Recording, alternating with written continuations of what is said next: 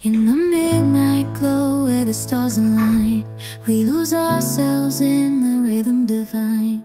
Underneath the sky painted with dreams we're chasing. আজকে বাজে এখন মোটামুটি দুপুর 3টে মতো।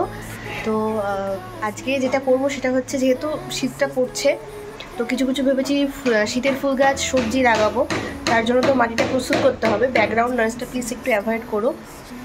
তো আজকে আমার কিছু কিছু পুরনো মাটি আছে, গরমকালে যে সমস্ত মাটি, সেটাকে আবার নতুন করে সার দেবো। সেই ভিডিও তোমাদের সাথে আজকে শেয়ার করবো। তো চলো বেশি দেরি না করে শুরু করা যায়। ভিডিওটি স্কিপ না করে দেখতে থাকো। ভালো লাগলে অবশ্যই একটা লাইক করে দিই এবং চ্যানেলটাকে কিন্তু সাবস্ক্রাইব করতে একদম ভুলো না। তো চলো শুরু করা যাক।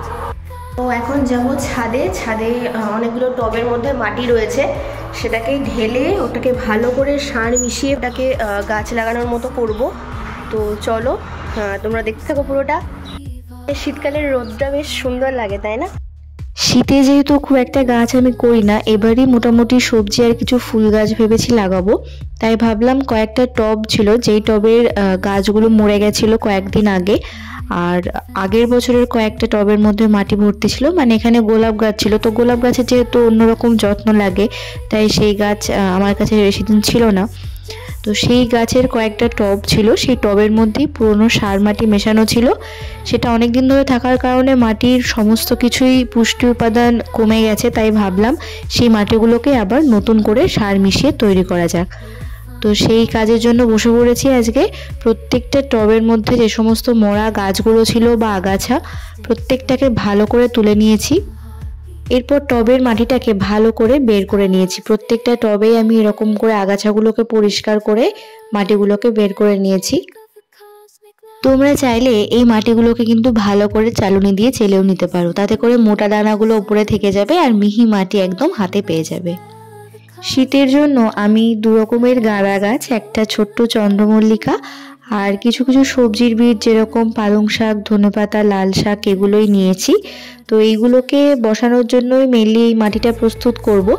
এর জন্য বিশেষ সেরকমভাবে মাটি প্রস্তুতি লাগে না, যে কোনো মাটিতেই খুব ভালো হয়। তো তোমরা আমার শর্টসগুলো ফলো করবে, দেখবে সেখানে আমি কিভাবে লাগিয়েছি সেগুলোকে, আর সেখান থেকে কিভাবে জার্মিনেট হয়েছে সবটাই। তো মাটিগুলোকে প্রথমে বের করে নেব। মাটিটা খুবই ভালো উর্বর মাটি, আর এই টবের যে মাটিটা সেটা একদম শুকিয়ে গেছিলো বহুদিন না ব্যবহারের জন্যই এরকম হয়েছে। তো এই ক্ষেত্রে তোমরা যদি মাটিটাকে ভালো করে ভাঙতে না পারো, কিছুটা জল মিশিয়ে রেখে দেবে কিছুক্ষণের জন্য, দেখবে সেটা নরম হয়ে যাবে, তারপরে কিন্তু তোমরা সহজেই ভাঙতে পারবে। তো যাই হোক, আমি এটাকে মোটামুটি কোনো রকমে ভাঙলাম। একদম ডাস্ট হয়নি, তবে মোটামুটি হয়েছে। মাটির মধ্যে প্রচুর পরিমাণে পাথর, নুড়ি এগুলো থাকলে এগুলোকে সরিয়ে দেবে। তো এরপর মাটির সাথে আমি মিশিয়ে নেব কিছুটা পরিমাণে কোকোপিট। কোকোপিটটা এই জন্যই দেবো কারণ শীতকাল হচ্ছে টানের সময়, যে কোনো বীজেরই জার্মিনেট হওয়ার জন্য কিন্তু একটু জলীয় ভাবের প্রয়োজন হয়। তো যার জন্য আমি কোকোপিটটা দিয়ে দেবো, যাতে করে মাটির মধ্যে ময়েশ্চারটা বজায় থাকে এবং সহজেই বীজগুলো জার্মিনেট হতে পারে। তো আমি যে পরিমাণ মাটি নিয়েছি তার কিন্তু 1/3 ভাগ আমি নিয়ে নিয়েছি কোকোপিট। বাকি 1 ভাগ দেবো আমি ভার্মি কম্পোস্ট। ভার্মি কম্পোস্টের বদলে তোমরা যে কোনো গোবর সার ব্যবহার করতে পারো বা পাতা সারও ব্যবহার করতে পারো। গোবর সার ব্যবহার করলে সেটা অবশ্যই 1 বছরের পুরনো গোবর সার হতে হবে। তো আরও কিছুটা পরিমাণে ভার্মি কম্পোস্ট আমি এখানে দিয়ে 3টে উপাদানকে ভালো করে মিশিয়ে নেব। এই 3টেই হচ্ছে মেন উপাদান টোটাল মাটিটা তৈরির জন্য। এর সাথে তোমরা চাইলে কিছুটা পরিমাণে সাব ফাঙ্গিসাইড মেশাতে পারো।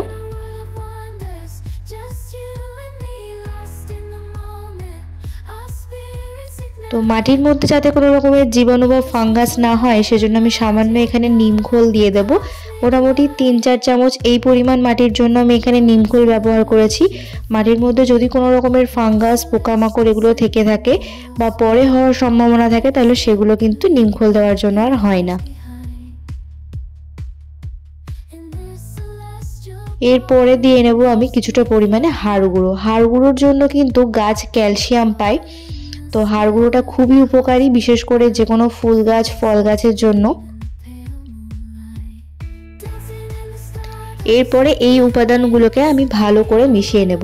আমি যে উপাদানগুলো ব্যবহার করলাম সেগুলো তোমরা লোকাল নার্সারি বলো বা যে কোনো সারের দোকানে কিন্তু অনায়াসে পেয়ে যাবে, কারণ এগুলো খুবই কমন উপাদান। বাকি যেগুলো আমি ব্যবহার করি সেগুলো অনলাইনে কিনলে সেগুলোর লিঙ্ক তোমাদেরকে প্রোভাইড করে দেবো।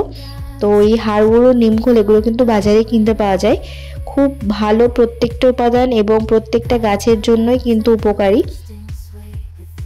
এবং এই সেম মাটিতেই কিন্তু আমি প্রত্যেকটা সবজি, ফুলের সমস্ত শীতের গাছগুলোই বসাবো। তো ভালো করে মাটিটাকে মিশিয়ে নেব যাতে করে প্রত্যেকটা উপাদান মাটির সাথে ভালো করে একদম মিক্সড হয়ে যায়।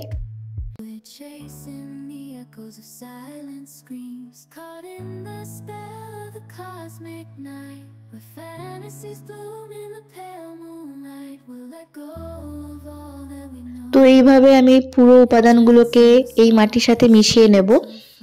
মনে রাখবে, মাটিতে যখনই সার দেবে বা মাটি তৈরি করবে তখন কিন্তু মাটির প্রত্যেকটা সার উপাদান ভালো করে মিশিয়ে দেওয়া খুব প্রয়োজন, কারণ নইলে গাছ তার প্রয়োজনীয় পুষ্টিটা পেতে পারবে না।